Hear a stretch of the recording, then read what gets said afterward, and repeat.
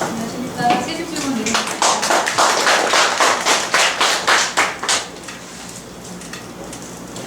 요즘에 미세먼지랑 황사가 좀 많이 문제가 되고 있잖아요. 그래서 관심들이 전보다는 좀 많이 관심을 많이 갖고 계시거든요. 환기도 좀 어렵고 하기 때문에 애기들 있는 집들에서는 좀 많이 관심을 갖는데, 아직도 저희가 이제 상담을 하다 보면 있어서 체크를 하기는 했지만 이런 게 있는 줄 몰랐다, 되게 좋다 이렇게 말씀들은 많이 들어요. 근데 저희는 이제 대부분 안다라고 생각하지만 모르는 분들이 상당히 많더라고요.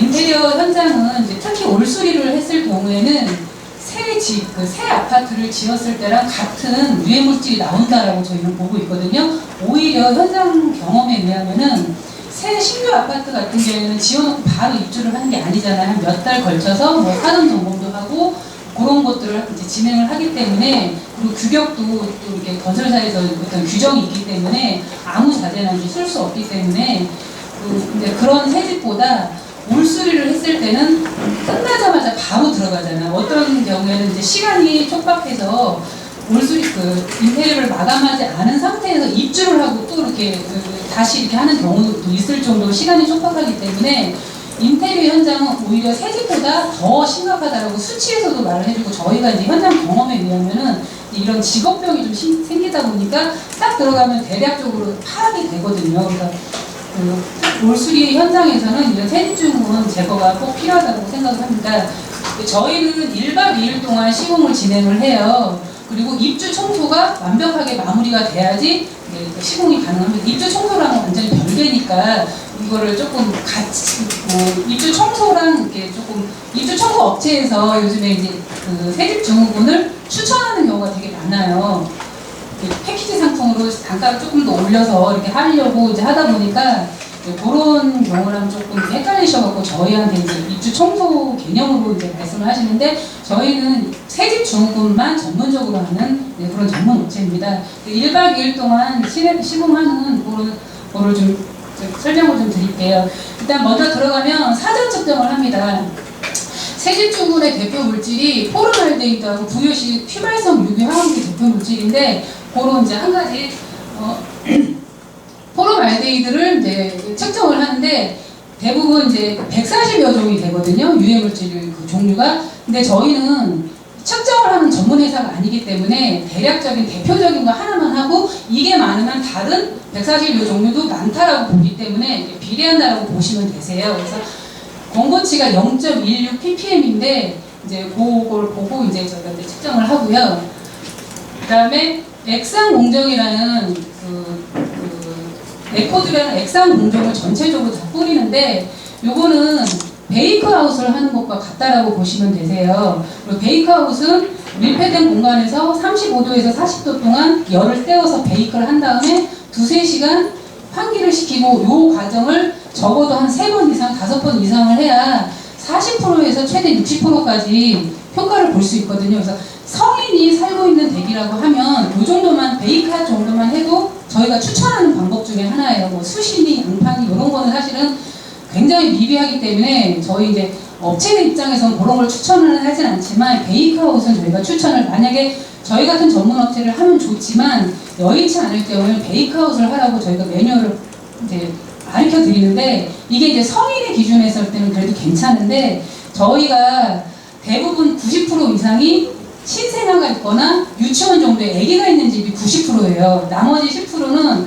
암이나 뭐 성인이 이제 아토피가 있거나 천식이 있거나 백혈병이 있거나 큰 질병이 있는 가정에서 하기 때문에 피부가 굉장히 예민한 분들만 있는 댁에서 거의 하세요. 그래서 시공이 만약에 정말 잘못됐을 경우는 정말 큰일 날 일이거든요. 그래서 이렇게 어린이가 있거나 이렇게 병이 있는 그런 세대에서는 전문 업체를 좀 추천을 하시는 게 좀 맞다라고 봅니다.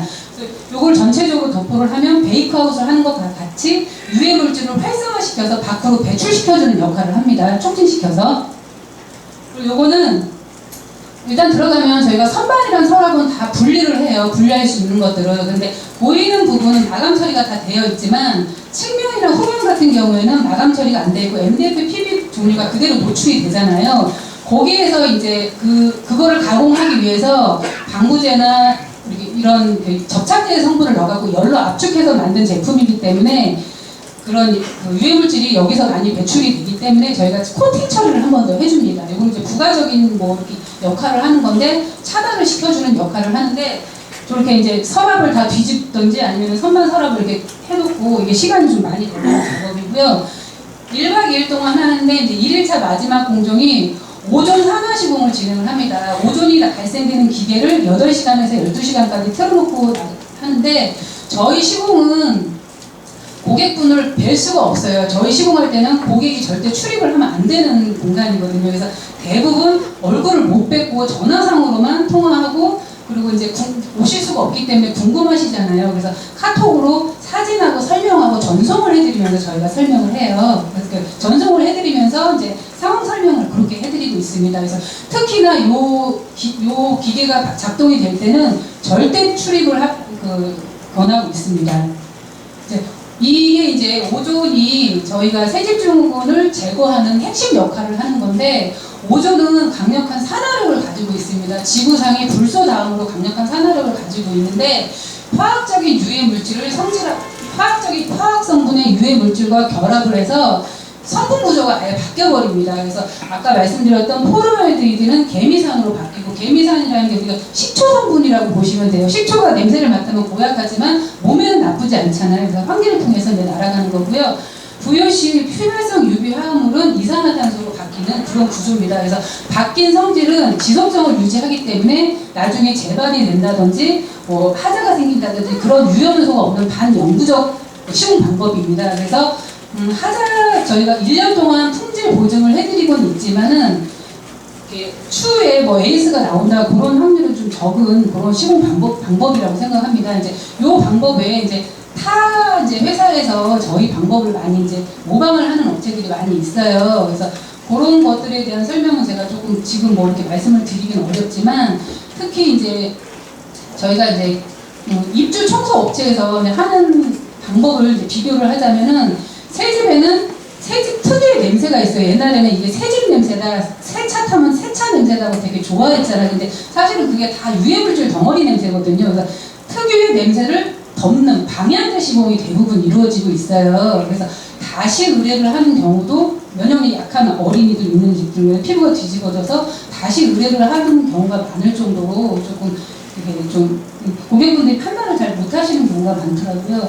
그리고 이제 이튿날 저희가 충분한 환기를 시키고 위에 있는 기계 같은 경우에는 세탁기만한 기계입니다. 저게 이제 강력한 바람을 일으켜서 이제 오존이 반응하고 남은 물질이 실내에 이제 머물고 있기 때문에 순환을 시켜주는 그 기계거든요. 그렇게 하면서 그때 동시에 이제 밑에 아래쪽에 이제 에어건을 이용을 해서 저희가 입주 청소가 마무리되고 나서 시공을 한다고 말씀을 드렸는데 입주 청소로는 제거가 힘든 도배풀이라든지 톱밥가루라든지 돌가루, 분진가루가 상당히 많아요. 눈에 보이진 않지만 저런 걸 이렇게 털어내면 이렇게 되게 많이 떨어지거든요. 지금 사진상으로는 이 정도인데 사실은 그 현장에서 보면 진짜 어마어마하거든요. 이렇게 다 털어내는 작업을 합니다. 그래서 그 전날은 뭐 양치를 했다면 오늘은 물로 씻어내는 작업이라고 보시면 됩니다. 이 과정을 굉장히 고객분들이 좋아하세요. 그렇게 하고 사후 측정을 하는데 이게 만약에 환경부 권고치보다 안 나왔을 때는 무조건 100% 재시공을 해드리고 있고요. 저희가 아까 말씀드렸다시피 측정을 전문적으로 하는 회사는 아니지만 이건 대략적으로 참고사항으로만 말씀을 드리는데 고객분들이 느끼는 건 뭐냐면요. 수리하는 과정에 몇 번 방문을 하시면 한 10분 정도만 있어도 막 머리 아프다, 눈 따갑다, 목 따갑다 즉각적으로 느낄 수 있는 그 증상이 요 몇 가지거든요. 나중에 여기서 이제 계속 생활을 하다 보면은 아토피가 생기고 이게 비염이 생기고 이제 천식이 더 유발을 하게 되는데 고객분들이 직접적으로 느끼는 게 사실은 더 크세요. 수치는 그냥 수치는 거 저희가 이제 보여드리는 건데 이렇게 계속 머리가 아프고 뭐 눈이 따가웠고 그런 증상들이 개선되는 거를 직접 느끼기 때문에 고객분들이 아 이게 정상적으로 시공이 됐구나 이렇게 이제 판단을 하십니다. 피톤치드 이제 마무리하고 이거는 2016년도 8월달에 여기 애기 같은 경우에는 새 집이 아니에요. 새 집에서는 당연히 이제 뭐 필요한 건데 저희는 헌집 증후군이라고 하거든요. 살고 있는 기존 집에서도 새 집에서는 그 화학물질, 새 가구에서 나오는 유해 물질이 있지만 살다 보면은 곰팡이 포자균이라든지 진먼지 진드기라든지 병원성 세균 등 이런 것들이 눈에 보이지 않는 세균들이 상당히 많거든요. 저희 이런 시공 방법으로도 이런 것들을 다 사멸을 할 수 있기 때문에 새 집은 아니지만 기존에 애가 뭐 아토피가 있다든지 이런 경우에 저희 시공을 받고 이렇게 이제 개선되는 이제 그 효과를 이제 말씀을 드리는데, 그런데 저희가 계속 주장하는 거는 뭐냐면요, 아토피가 심한 거를 개선을 해주고 치유 효과가 있고 그런 건 분명히 저희가 그걸로 인해서 특허도 지금 몇 달 전에 땄거든요. 그리고 현장 경험에서 너무 많이 저희가 느끼고 있기 때문에 자신은 있지만 신생아나 어린이가 있는 집 같은 경우에는 아토피가 없더라도 예방 차원에서 하시길 저희는 추천을 드려요.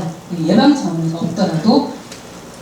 여기 이제 아이는 이제 몇 년 된 이제 애기인데, 그리고 이제 시공 후기인데, 이런 문자 받으면 되게 기분 좋거든요. 되게 보람되는데, 좀 모아봤습니다. 다 좀 깔끔하게 되도록 저희가 신경을 더 많이 쓰고 있으니까 좀 많이 이렇게 좀 입소문 좀 내주시고, 특히 어린이가 있는 경우에는 한 번쯤은 꼭 추천을 좀 해주셨으면 좋겠습니다.